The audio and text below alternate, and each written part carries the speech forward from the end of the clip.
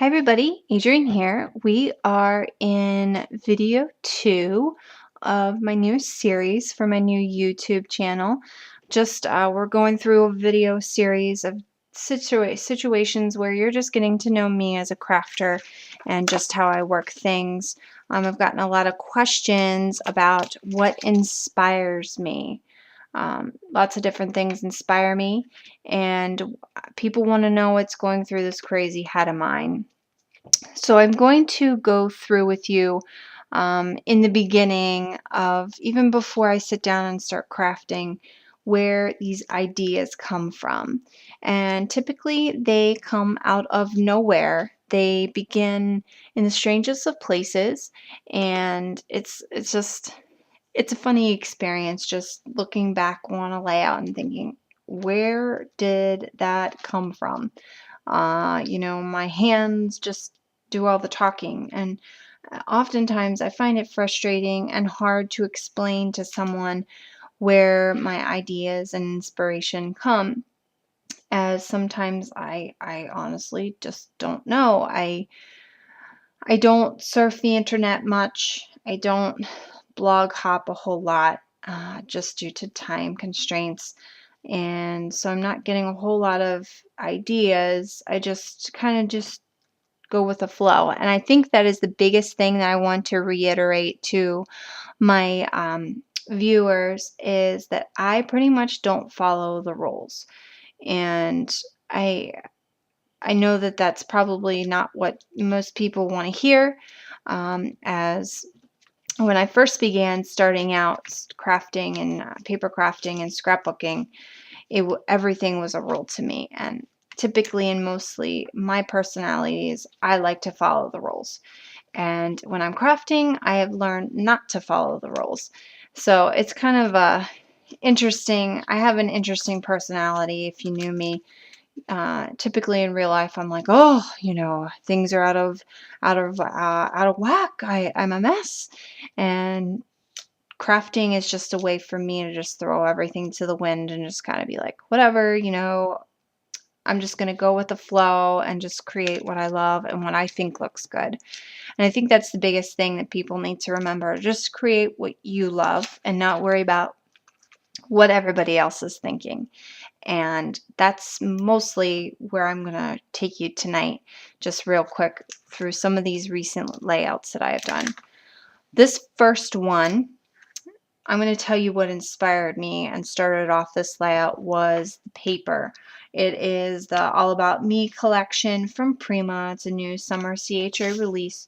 And what inspired me most and got me started was these cool little dots that are in the pattern paper. And I don't know if people really look at their paper closely or not, but I really take a whole lot of time with my paper. Uh, Paper is not my favorite thing, but it is a very important aspect of my creative process, because my paper and my photo make or break my layout. And you just got to start with an awesome base, and you kind of just got to play off of that base. And I see that there's these awesome little tiny dots that are in my paper. To play off of those dots, I decided that I was going to make bubbles, also circles. So I got circles, tiny little circles in my text. Now I'm going to make bigger circles with my stencil. I used a Prima stencil. It's the orbs, and I just kind of went crazy with it with some stenciling and some gesso. And then I even went in and beyond that, thought outside the box. Okay, well, I got circles now. Well, what's a circle? How about bubbles? I have this fun little picture of my cutie patootie daughter, and I'm thinking, okay, I need fun, spunky, summer. She's wearing a summer hat. She's in her swimsuit.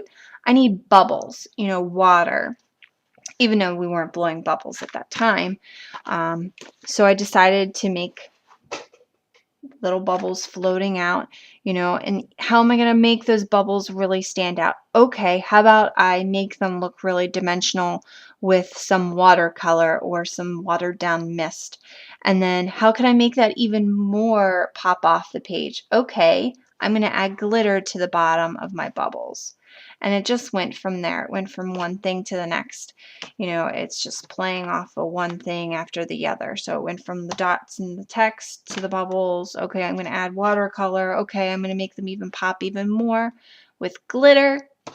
How am I going to make them pop even more? Okay, I'm going to outline my bubbles to make them really pop off the page and give me that dimension that I'm looking for. How can I finish it off? Some bling. You know, it just kind of goes from there. And I even went so far as to add, you know, these I can't remember what they're called specifically. It's Queen Mary, I believe, by Prima. Um, and they have this fun little beaded silver beads outline on the centers and on the petals. And I thought that those even played off well with the bling and the glitter too. So I went off of that for that.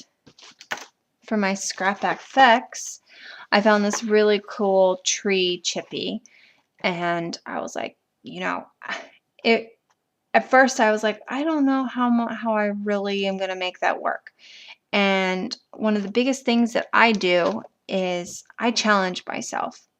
I pick the one that I really dislike the most. And I'm not necessarily saying that I dislike this, but I found it more challenging. And things that we find challenging, we want to hide from. And I have done a lot of processing and have decided that, you know, things I don't like, I'm actually really going to try to push myself to work with more of.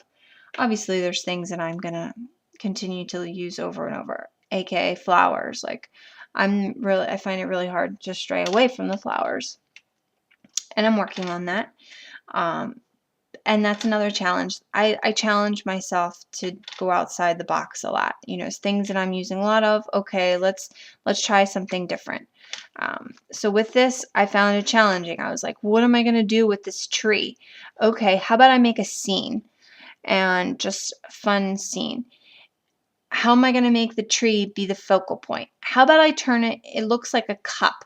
Okay, I'm going to make a cup. And what should I do with the cup? I'm going to cut out my photo and put my kid in the cup. And that's kind of how my inspiration went from one thing to the next. It was building. Okay, from the tree looks like a cup. I'm going to put my kid in the cup because what else am I going to do? And, you know, I wanted to make it look like all my elements were exploding out of it.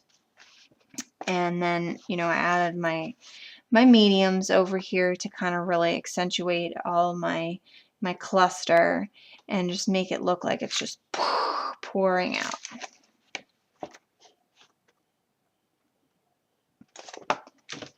For my Scrap FX, which you've already seen in my last video, I wanted to also bring your attention to the fact that I do some things and then I change it up at the last minute.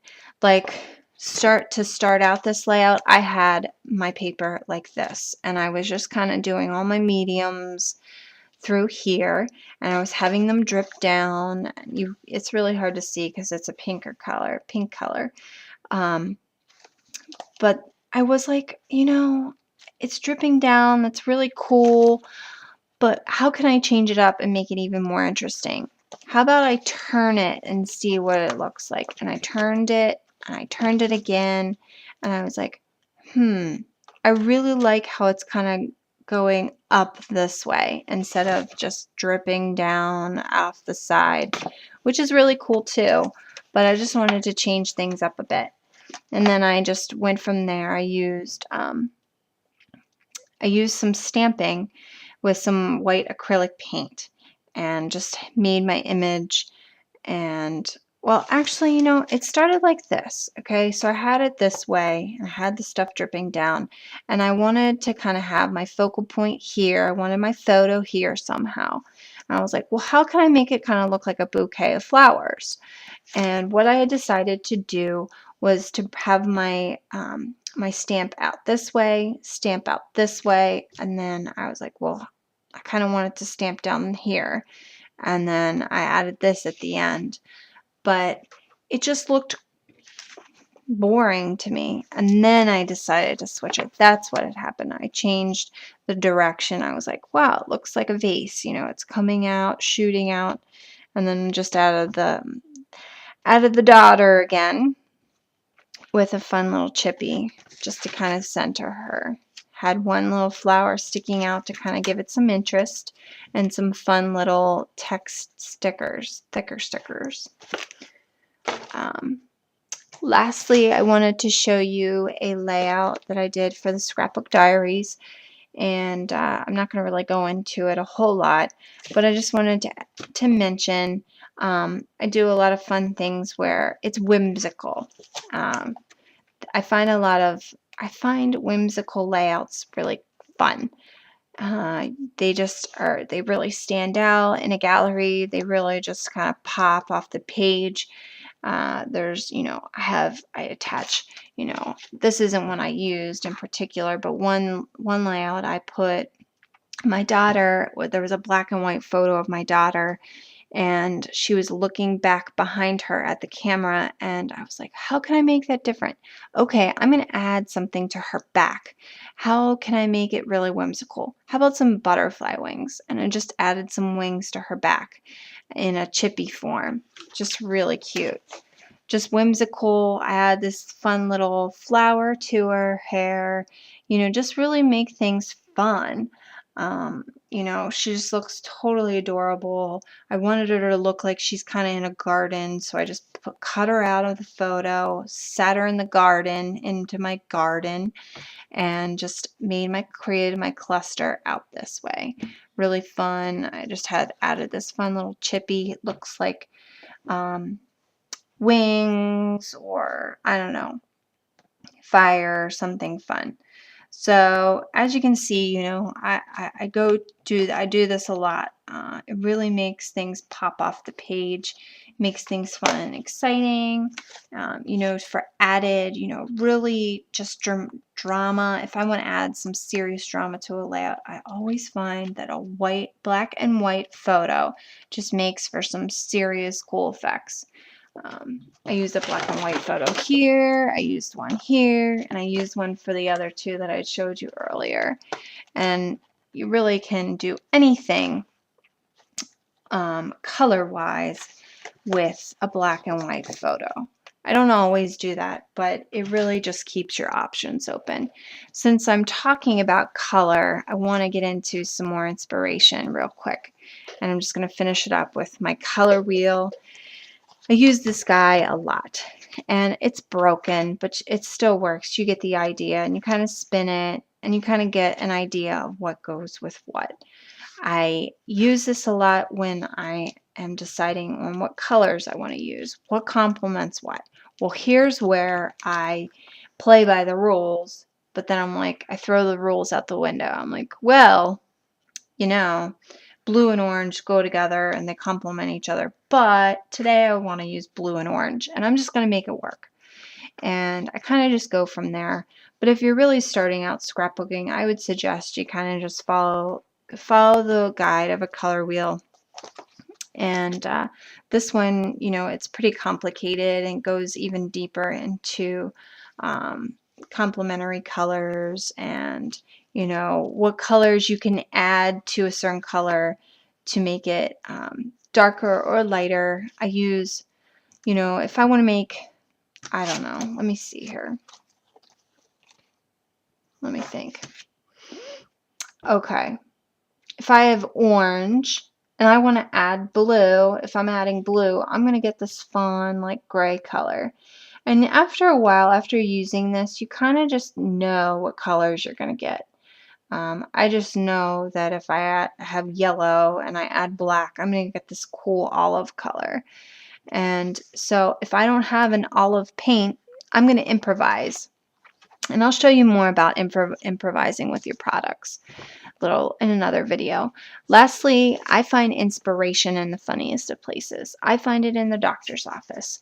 I'm sitting on a chair that has a pattern on it, and I'm like, oh, I typically hate, doctor's offices, and I typically hate, weird industrial standardized textures and patterns, but I'm just using that as an example. I find inspiration everywhere I go. I found inspiration at the zoo today. I found inspiration in the trash can. I found cardboard. I used those things that and oranges come in, the little netting to like spray and mist through. You just find inspiration everywhere you go, and it can be free. You see a cool rock and you're like, hey, how can I recreate that rock? What mediums can I use to make that rock really stand out? And just kind of play around with it. I find inspiration in feathers, and what can I do with this feather? And how about I stick it so there's wings coming out of my daughter? Or, I'm going to really use this peacock feather to kind of play off the colors in my next layout. Things like that. And I find inspiration in vines. Can I have a vine, it's long, and how about I have it shooting out the back of, a cutout photo or whatnot. It's sparkly. Just things like that. Think outside the box.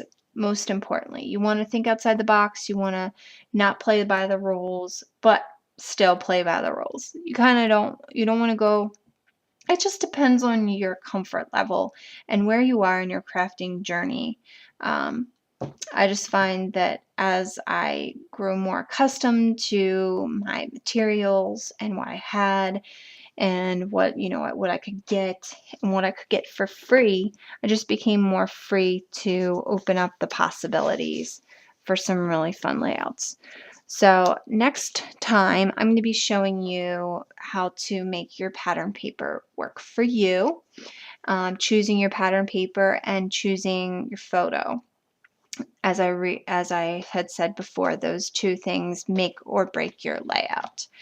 Thank you, and I hope you'll stop by. If you have any questions, just leave a comment below and I'll get back to you. Thanks.